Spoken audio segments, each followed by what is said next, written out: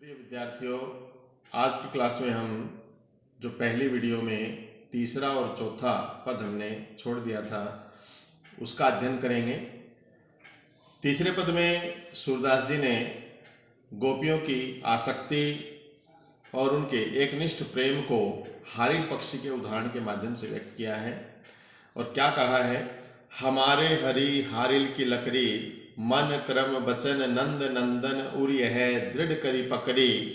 जागत सोवत स्वप्न दिवस निशी, कान्ह कान्ह जकरी। सुनत जोग लागत है ऐसो, जो करुई ककरी। सूत व्याधि हमको ले आए, देखी सुनी न करी। यह तो सूर तिन्ह ले सौंपो, जिनके मन चकरी।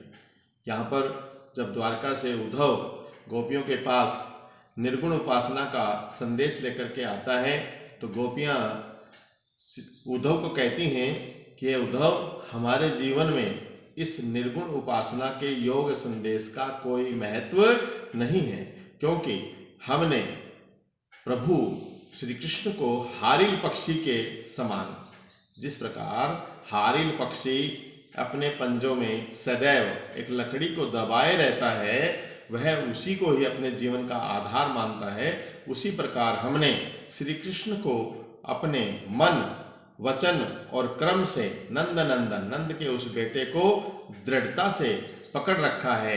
वही हमारे जीवन का आधार है।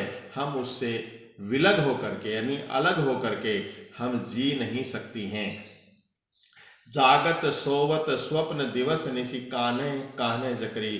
और इसीलिए हमारा मन जागते समय, सोते समय, स्वप्न में, निशी माने रात और दिवस माने दिन, दिन और रात, कान्हे कान्हे जकरी माने रटता रहता है। उस कान्हा का नाम ही रटता रहता है।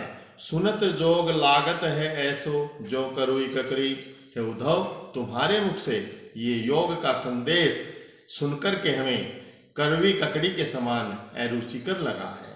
अर्थात हमें श्री कृष्ण के अलावा किसी भी व्यक्ति में या किसी भी वस्तु में हमारी आस्था नहीं है।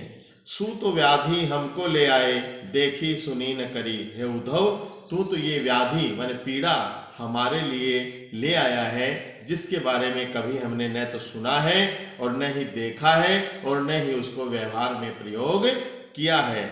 यह तो सूर तिन्ह ले सौंपी।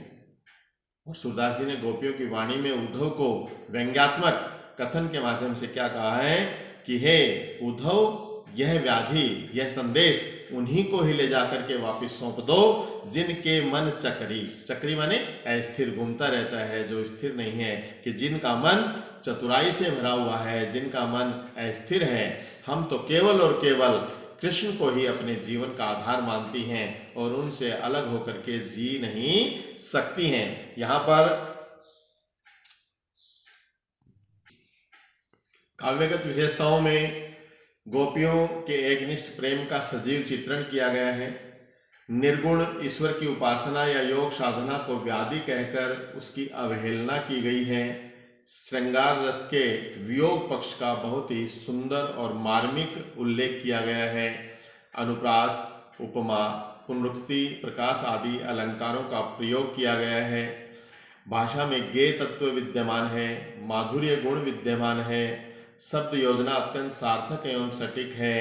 लक्षणा शक्ति के प्रयोग से वर्ण विषय गंभीर बन पड़ा है। हमारे हरि हारिल की लकड़ी में रूपक अलंकार, तो ज्यों करुई ककरी में उपमा अलंकार की अनुपम छटा विद्यमान है। मन चक्री मुहावरे का प्रयोग बहुत ही सार्थक और सार गर्भित अर्थ में किया गया है।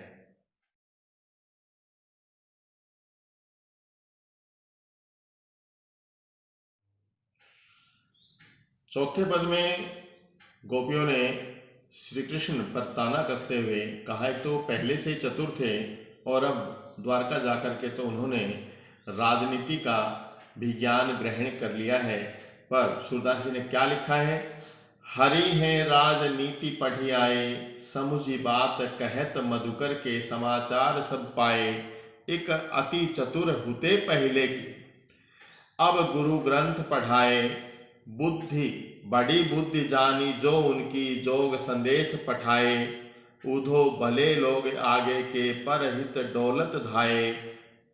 अब अपने मन फेर पाहिए, चलत जू हुते चुराए। ते क्यों ए नीति करे आपुन, जे और ए नीति छुड़ाए। राज धर्म तो यह सूर, जो प्रजा न जाहि सताए। इसमें भी सूरदास जी ने, जब उद्धव उनके पास संदेश लेकर के आते हैं कि अब तुम्हें श्री कृष्ण के प्रेम के प्रति आसक्त न रह करके और परम पिता परमात्मा की आराधना करनी चाहिए, तो उन्हें यह संदेश अपने प्रति अन्याय, अनाचार और अत्याचार प्रतीत होता है। और कहते हैं, हरि हैं राजनीति पढ़ियाए, कि जो हमारे प्रभु थे, कृष्ण थे, वो द्वारका जाकर के उन्होंने राजनीति का ज्ञान ग्रहण कर लिया है। अर्थात राजनीति का अर्थ हम यहाँ लें कि राजनीति में कोई भी किया गया वायदा पूरा करने की कोई प्रतिबद्धता नहीं होती है। इसीलिए कृष्ण जब मथुरा से गए थे तो वापिस आने की कह करके गए थे, लेकिन उन्होंने द्वारका जाकर के अब निर्गुण उपासना का संदेश भेज करके यह सिद्ध कर दिया है कि श्री कृष्ण ने भी राजनीति का ज्ञान ग्रहण कर लिया है। समुझी बात कहत मधुकर के, समाचार सब पाए। श्री कृष्ण के द्वारा कही गई हर बात को गोपियों ने समझा और उद्धव के माध्यम से जो समाचार प्राप्त किए तो उन्हें लगा एक अति चतुर होते पहले ही, अब गुरु ग्रंथ पढ़ाए। एक तो श्री कृष्ण पहले से ही बहुत चतुर थे, चतुराईपूर्ण बातें करते थे, अब उन्होंने गुरु ग्रंथ का ज्ञान भी ग्रहण कर लिया है।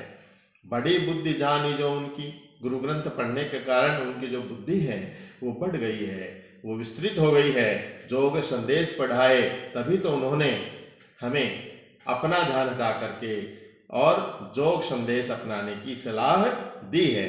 उद्धव भले लोग आगे के, उद्धव पहले जमाने के लोग बहुत ही भले थे।